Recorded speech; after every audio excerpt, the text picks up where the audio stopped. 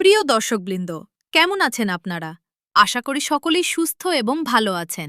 গরিব ঘরে রাজপুত্র নাটকের ৩৭ নম্বর এপিসোড কেমন লাগলো? অন্যদিকে মেঘলার জীবনে একটি বড় পরিবর্তন আসা সম্ভাবনা রয়েছে। যদি সে এই সংকট থেকে বেঁচে যায়, তাহলে তার ভেতরের শক্তি আরও বেড়ে যাবে।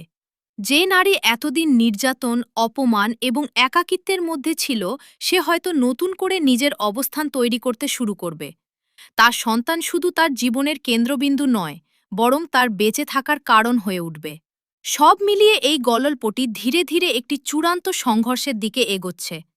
ভালো এবং মন্দ, সত্য এবং মিথ্যা, ভালোবাসা এবং ঘৃণা, সব কিছু একে অপরের সাথে মিশে গিয়ে এক বিশাল নাটকীয়তার জন্ম দিচ্ছে। আগামী পর্বগুলোতে এ সম্পর্কগুলোর ভাঙন এবং পুনর্গঠন আরও স্পষ্টভাবে দেখা যাবে। কিছু চরিত্র হয়তো তাদের ভুল বুঝতে পারে এবং পরিবর্তন হবে, আবার কিছু চরিত্র আরও গভীর ষড়যন্ত্রে জড়িয়ে পড়বে। শেষ পর্যন্ত এই গল্পের সবচেয়ে বড় শক্তি হল এর অপ্রত্যাশিত মোল। কোন চরিত্র কখন সিদ্ধান্ত নেবে তা নিশ্চিতভাবে বলা সম্ভব নয়, আর এই অনিশ্চয়তায় দর্শকদের ধরে রাখে, তাদের পরবর্তী পর্ব দেখার আগ্রহ বাড়িয়ে দেয়। মেঘলা অনেক এবং তাদের অনাগত সন্তানের ভবিষ্যৎ কোন দিকে যাবে তা সময় নির্ধারণ করবে। তবে এখন পর্যন্ত যা ইঙ্গিত পাওয়া যাচ্ছে তাতে বলা যায় সামনে আরও বড় নাটকীয়তা, আবেগ এবং সংঘর্ষ কিন্তু অপেক্ষা করছে দর্শকদের জন্য। কারণ গরিব ঘরের রাজপুত্র নাটকের টুইস্ট এখন বেড়ে গেছে, যেখানে আমরা দেখতে পাচ্ছি সব কিন্তু ফাঁস হয়ে গেছে। সবকিছুই ফাঁস হয়েছে যে কিভাবে কি হচ্ছিল। ডিএনএ টেস্ট পরিবর্তনের এর যেই রহস্যটা ছিল, সেটাও শেষমেশ কিন্তু পাস হয়ে গেছে। সুতরাং বর্তমানে রাতুন কিন্তু বড় একটা বিপদের মুখেই পড়তে যাচ্ছে বলা চলে। আমরা যদি দেখি আগামী পর্বে মেঘলা সন্তানকে কি মেরে ফেলতে পারবে, সেটার বিষয়ে গর্ভের সন্তান নিরাপদ আছে কিনা, তার কোন কোন বড় ক্ষতি হবে কিনা।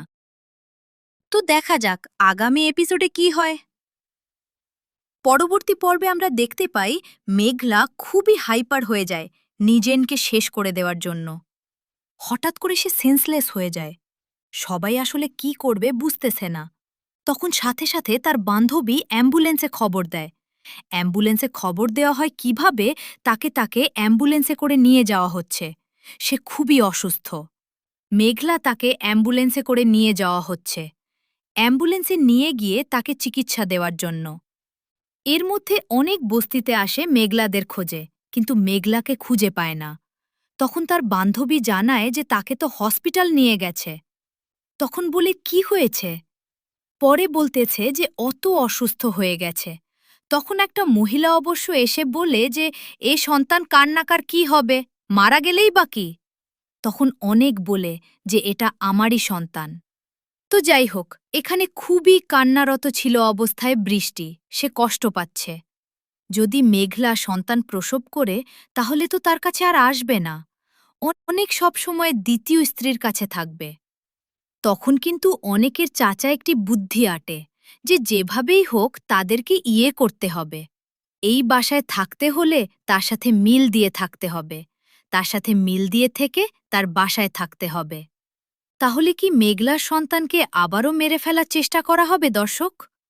তো এখানে ভর্তির সময়ে তার বাবাকে জিজ্ঞেস করা হয় যে পেশেন্টের সন্তানের বাবার নাম কি।